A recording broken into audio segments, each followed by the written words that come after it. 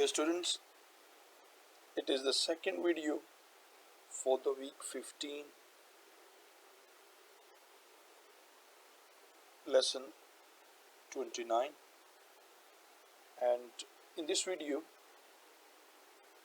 I will try to encompass the general and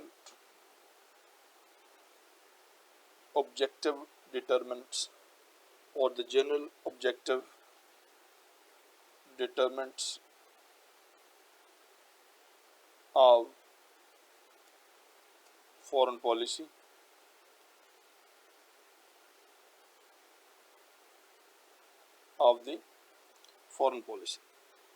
The students, in the first video I explained the significance of the foreign policy for the success of the country. Let me connect with the background that foreign policy and international relations are the same thing. They started since human being enlarged or expanded their relationships. For example, thousands of years ago, we find the traces of relations among the different civilizations of the world into the other civilization at the distant places. Let's, for example, if we start from the homeland, Indus Valley civilization had a cultural, trade, and even the religious relationship with the Chinese civilization and with the Mesopotamian, the Babylonian civilization.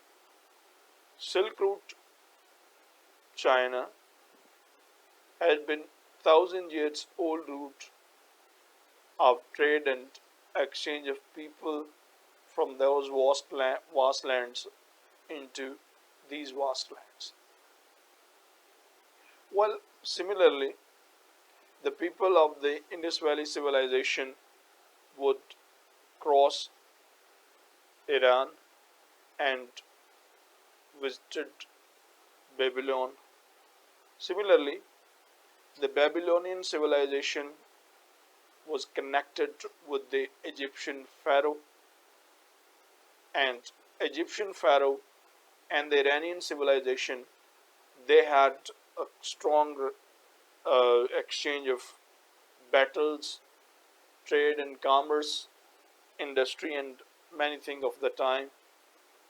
And a time comes that we find that Alexander from Macedonia, Greece, invaded the entire country, reached India, establishes an empire here, leaves the general, fine, creates an impact on the Hindu way of thinking.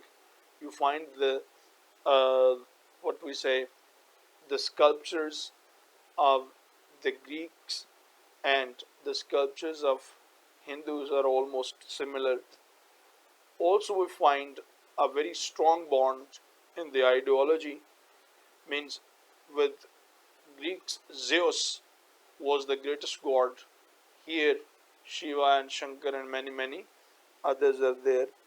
Lakshmi is the wealth, is the deity of wealth, whereas Nike is the deity of wealth with those.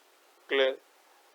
There they find that the gods are great and they are controlling everything, and they are from the Spartans and many. Here we find that the land of God, Himachal Pradesh, and above the Mansoor Lake, those temples, fine. So they find a very strong relations. So these relation traces that the policy of development of relation is centuries old. Second phase, we find When Roman Empire and the Persian empires, they controlled the entire invented world, and they always got in clash. Thereby, the states under their control would had to develop a consistent relation. Other traces of the foreign policy we find that at the time when Islam emerged, the Holy Prophet sallallahu alaihi wasallam wrote letters, sent messengers. Clear, he devised the he made very important say treaties, the Treaty of Medina, the treaty made with the other uh, tribes of Arabia, the treaty made with the other nations, and in the time of Hazrat Umar Farooq radiallahu ta'ala, the second pious caliph, the Islam expanded to the entire world, and international relations and the bilateral relations came as a significant source. Let's, for example, the the capturing of Jerusalem in the time of Hazrat Umar Farooq radiallahu ta'ala. They said that we won't subdue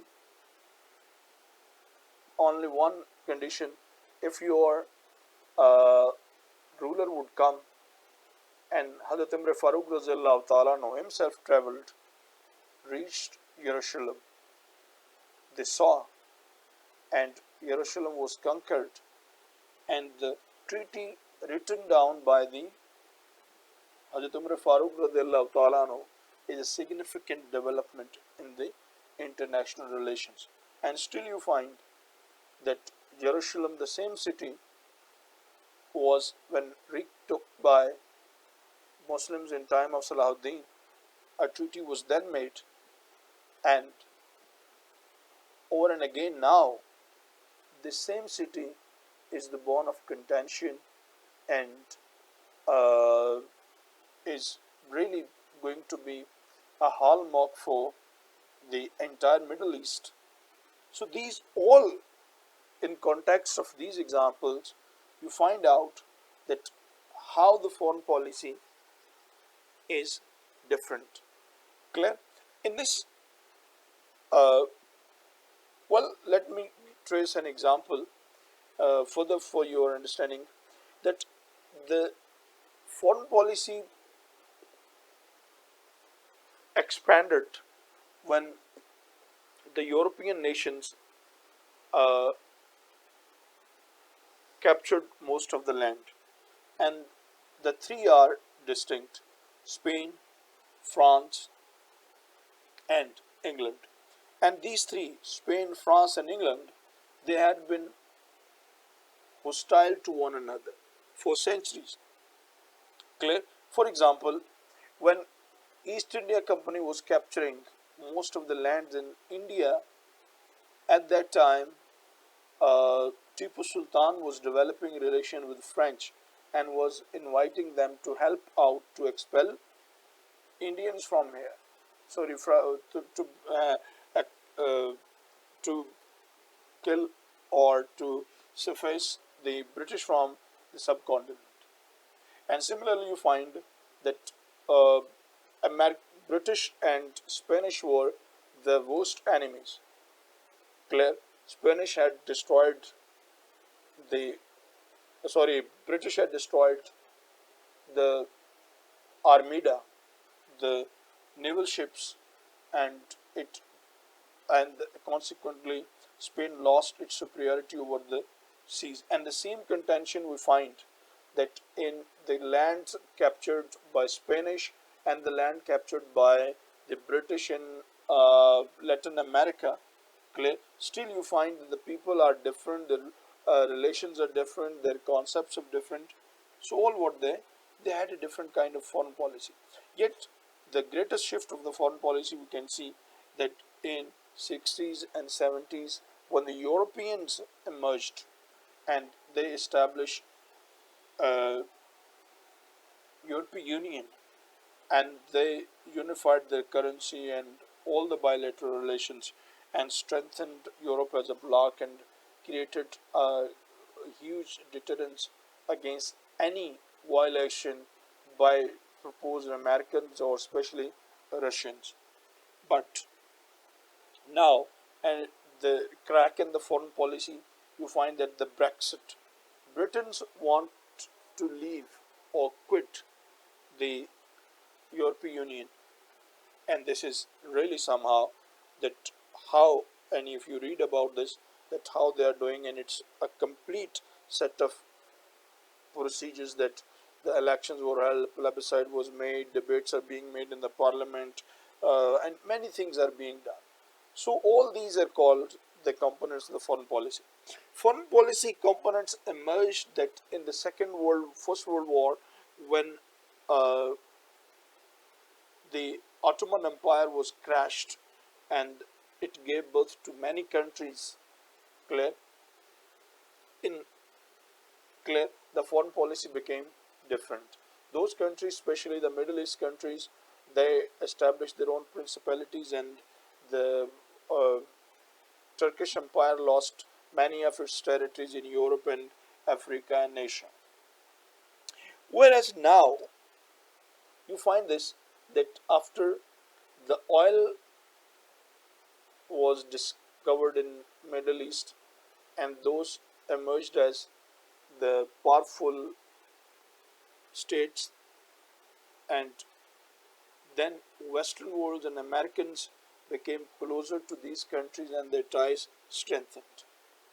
Okay, and then it is 1990 that you find that Saddam Hussein emerged as the Arab leader to resist the Iranian revolution, and this by was want to control the Arab world resources, the war of Kuwait, clear, and then the Americans' war on the Iraq, clear, and in the most recent times, especially when in 1979 Iranian revolution happened, जब Iran में मजहबी इनकलाब आया and the mullahs became the leaders, clear, and then uh, their policies that swept into the Arab world, and then a huge bloodshed started.